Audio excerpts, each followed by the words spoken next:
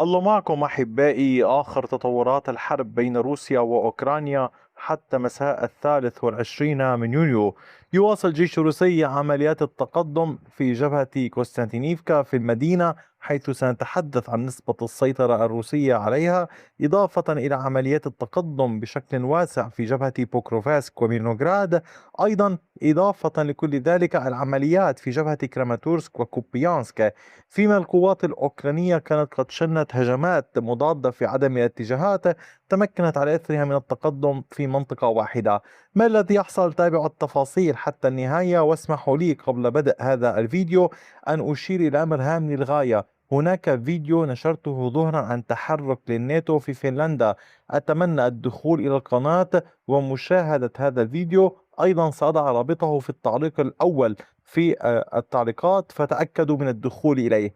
في المنطقة هنا في كوستانتينيفكا، وحدات الجيش الروسي تواصل التقدم، وقد سيطرت على هذه المساحة الإضافية باللون الزهري كما تشاهدونها. القوات الروسية تمكنت من فرض سيطرة هنا بعمق 480 مترا، بعرض 320 مترا. أكثر من 50 منزلا في هذا الاتجاه جرى تأمينهم من قبل القوات الروسية. ربما البعض لا يعلم نمط العمليات الذي يحصل، ولكن الأوكران يحاولون التشبث بقوة في المناطق التي يتواجدون بها في الخطوط الأمامية والمناطق الرمادية وفي محيط مدينة كوستانتينيفكا، والقوات الروسية تعمل على التقدم طوال الوقت. لذلك الدخول، التقدم، التأكد من خلو المنطقة من الوحدات الأوكرانية، هذا كله يحتاج عملا يكون قويا، سواء كان الطرف روسي أم أوكراني. وهي المعركة واحدة، بنية الحرب في المدن صعبة جدا. إضافة لذلك كثيرون يسألون حول منطقة رمادية هنا لا تزال القوات الروسية تحاول التأكد من خلو هذه المساحة الكبيرة من القوات الأوكرانية. هنا يوجد أكثر من 200 منزل وبناية، وبالتالي وبالتالي تحاول القوات الروسية التأكد من خلوها من القوات الأوكرانية، وهذا يحتاج وقتا. لذلك حتى لحظة هي منطقة رمادية. بالنسبة لسيطرة القوات الروسية على المدينة، فقد بلغت حتى ساعات مساء 23 من يونيو 78.63%. العمليات لا تزال مستمرة في المدينة ومحيطها، خاصة وأن الجيش الروسي يشن هجوما واسعا على طول خط الجبهة الموجود هنا بين شازيفيار وكوستانتينيفكا، وهذا أمر هام للغاية يحصل. معركة قوية هنا هامة للغاية تجري، يجب مراقبتها. أما فيما يتعلق بالعمليات في بوكروفاسك، فوحدات الجيش الروسي تمكنت من القيام بأمرين تقدمين. الأول باتجاه رودينسكي. هذه المنطقة هنا القوات الروسية سيطرت على المنجم الذي يقول تنتقل منه القوات الأوكرانية أو من خلاله بهجماتها نحو رودينسكي. في هذه المنطقة الموجودة هنا كما تلاحظون، في هذه المساحة الموجودة هنا، سيطر الجيش الروسي على كامل هذه المنطقة باللون الزهري. فكان عمق التقدم للوحدات الروسية 1.5 كيلومتر بعرض أيضا كبير. القوات الروسية سيطرت على كامل المنجم ومحيطه، وبالتالي أصبحت القوات الأوكرانية الموجودة في رودينسكي مطوقة في المنطقة هنا. إضافة إلى ذلك الوحدات الأوكرانية الموجودة في المنطقة المحيطة كانت تحاول شن بعض الهجمات المضادة والاختراق أكثر ومحاولة فتح المنطقة لإدخال مزيد من القوات إلى المنطقة هنا. لكن عمل الجيش الروسي على أمرين: محاولة التقدم والسيطرة على هذه المساحة، والعمل على كامل المنطقة هنا لتأمينها كي لا تشن القوات الأوكرانية أي هجوم ناجح في هذا الاتجاه. لذلك لم تنجح القوات الأوكرانية حتى لحظة إعداد الفيديو، والمعركة قائمة ومستمرة.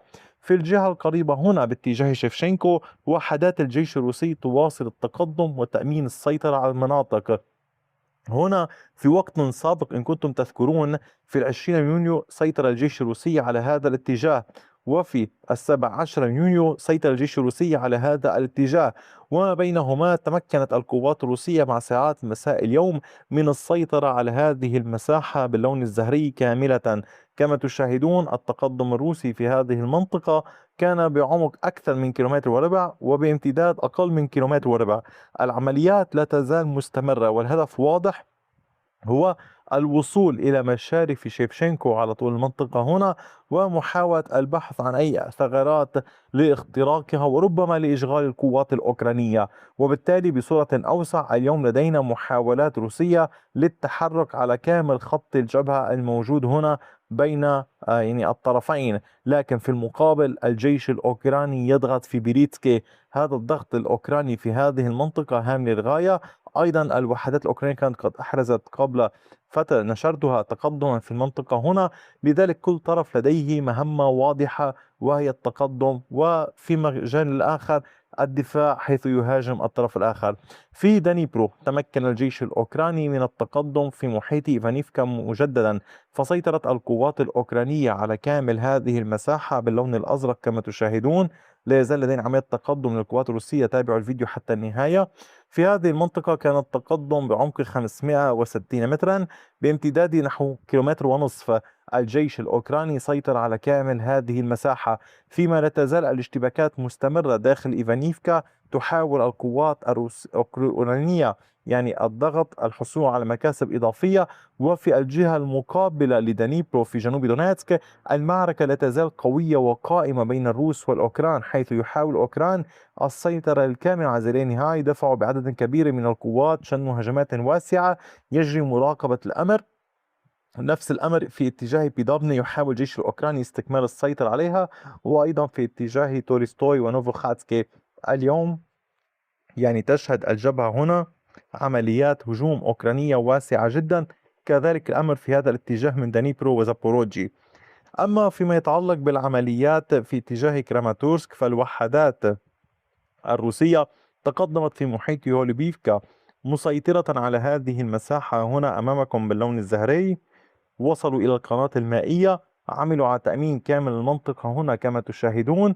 هذا التقدم الروسي في المنطقة كان بعمق نحو أكثر من كيلومترين، بعرض كيلومتر ونصف. الجيش الروسي يعمل على تأمينها. اليوم تبقى أمام القوات الروسية هذه المنطقة الموجودة هنا لاستكمال تأمين يعني هذه البقعة من الجهة الشرقية، فيما لا تزال الوحدات الروسية تعمل على كامل الجبهة هنا. اليوم الجيش الروسي يتحرك بشكل كبير ويضغط باتجاه ميكولاييفكا من هنا، ومن سيكونيفكا، ومن ري أولكساندريفكا. العمليات لا تزال مستمرة، ولكن أقول لكم دوما هناك هجمات أوكرانية تحصل في هذه الاتجاهات نحو العمق، وبالتالي الروس يركزون عليها أيضا. في كوبيانسك وحدات الجيش الروسي تمكنت من التقدم في كوبيانسك في زلوفي، هذه البلدة المجاورة الجهة الشرقية من كوبيانسك المدينة. تقدم الجيش الروسي مسيطرا على عشرات المنازل ضمن هذه المساحة باللون الزهري. عمق التقدم للجيش الروسي كما تلاحظون بلغ في هذه المنطقة 530 مترا بعرض 440 مترا. القوات الروسية تعمل في هذا الاتجاه وفي هذه المنطقة من السكك الحديدية تحاول الاختراق، لكن الأوكران أيضا يعني يحاولون قدر الإمكان الدفاع واستهداف أي تحركات روسية انطلاقا مواقعهم في مدينة كوبيانسك على الجهة الأخرى، سواء عبر تشغيل المسيرات أو موضوع الأسلحة الأخرى المختلفة. أحبائي فيما يتعلق بجبهة اليمن المعركة قائمة، ولكن لا تغييرات حتى اللحظة في خريطة السيطرة. فيما يتعلق بالضربات الأوكرانية يركز الأوكران بشكل كبير على استهداف خطوط الإمداد الروسية في شبه جزيرة القرم، وبالتالي يحاولون قطع الإمداد عند الجسر واستهداف الجسور والمعابر القائمة هنا. عدة نقاط، هم يعتبرون هناك إمدادات القوات الروسية تأتي على طول المنطقة هنا إلى جبهة خيرسون وزابوروجي، ويعتبرون أن هناك إمدادات تأتي من المنطقة هنا من روسيا باتجاه ماريوبول وباتجاه المناطق الأخرى لتصل إلى زابوروجي دونيتسك وغيرها. فيحاولون استهداف هذه الطرق كافة من هنا أو من هنا. واليوم هناك محاولات للضغط أكثر فأكثر. علينا أن نراقب ماذا ستفعل القوات الروسية حيال كل هذا، وكيف سيتصرف الأوكران في الفترة القادمة، خاصة مع ما نشرته لحضراتكم من فيديوهات حول التعاون والتمويل وغيرها من الأمور. ادخلوا القناة، شاهدوها، استفيدوا أكثر، اعلموا معلومات أكثر. وشكرا لكم دوما على كامل دعمكم ووقتكم الثمين، وإلى اللقاء بفيديو آخر.